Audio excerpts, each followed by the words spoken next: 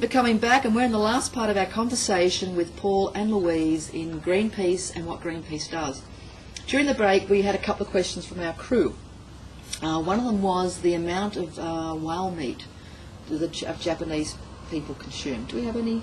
Yeah, so one thing we found that was really interesting through our work in Japan was the majority of Japanese consumers don't eat whale meat. Really? Yeah, it's actually, and it seems to be the older people that do eat whale meat. So younger people in Japan don't eat it, and we actually found when we surveyed that the majority of Japanese consumers didn't even know that the government was killing whales illegally around in Antarctic waters. So yeah, so there's obviously a huge amount of work to be done with consumers in Japan, and that's the main focus of our whales campaign at the moment, is to educate Japanese consumers about the concerns with commercial whaling, and to try and get them to put pressure on the Japanese government, because obviously international pressure has been unsuccessful, but we think if Japanese citizens stand up and make their views known to the government, then we've got a much greater chance of success in the campaign.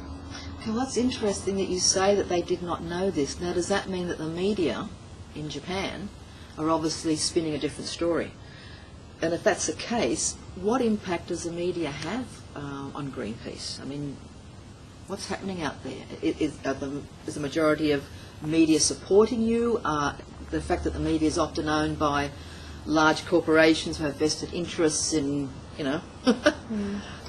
Yeah, the media is very much a double-edged sword. I mean, you can obviously get some great media coverage, but you can get some really bad coverage as well. Obviously, the media, the main things they're interested in are a story, a shocking story, a strong story, so they do tend to exaggerate the facts. Yeah, so obviously sometimes that can put Greenpeace in a bad light if the media are exaggerating the facts and what we've been doing. And of course there's always the Andrew Bolts of this world that like to have a good rant at our expense sometimes. So Greenpeace is actually moving more and more towards creating our own media to get our messages direct to people, so we use the internet a lot for that, and that seems to be the way that media is going more generally. There's a lot more blogs on the internet, and that it's really empowering to people, and it also frees up information movement a lot through things like Wikipedia, and people can actually find out the truth rather than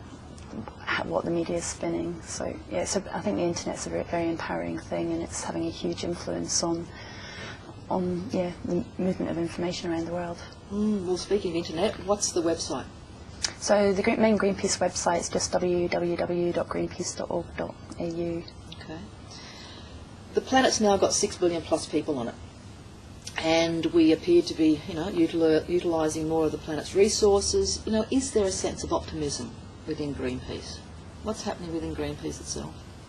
Well, we think in the past year it's actually been quite exciting what's happened in Australia with the level of consciousness of Australians. I mean, we've had massive marches against climate change, the Walk Against Warmings, that brought tens of thousands of people to the streets all over Australia, and I think the penny's really dropped, and with the average Australian, and they know that action needs to be taken on climate change, and they know that we need to reduce consumption, but unfortunately that isn't getting passed on to government. The government's not hearing it because they're still pandering to the coal lobby and the industry lobby, and obviously that needs to change if we're going to achieve true sustainability.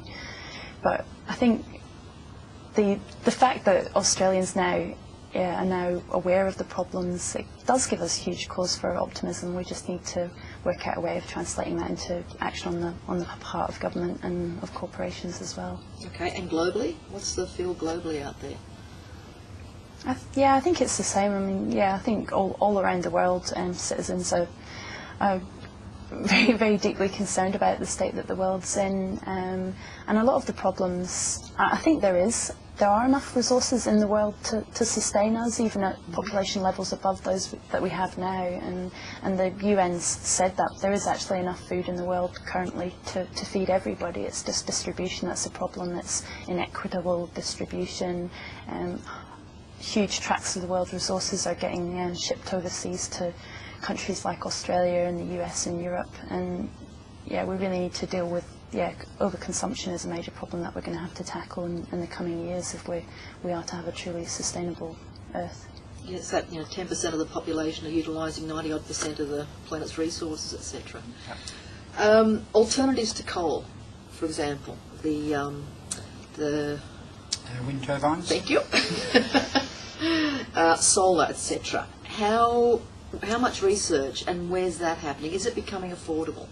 What's happening there as an alternative? Yeah. So there's,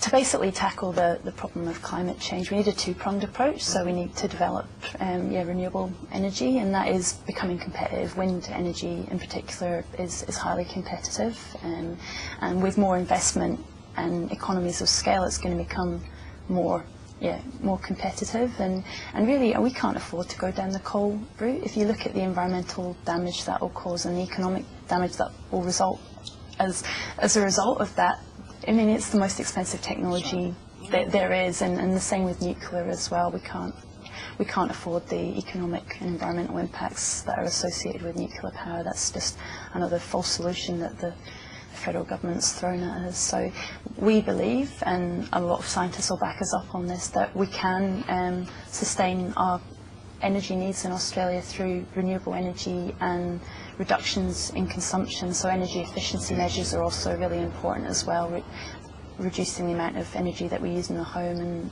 there's really simple things that we can do like that, with just changing to energy efficient light bulbs, having energy efficient appliances around the house. So we need a two-pronged approach, and obviously reducing consumption is an important component of that as well.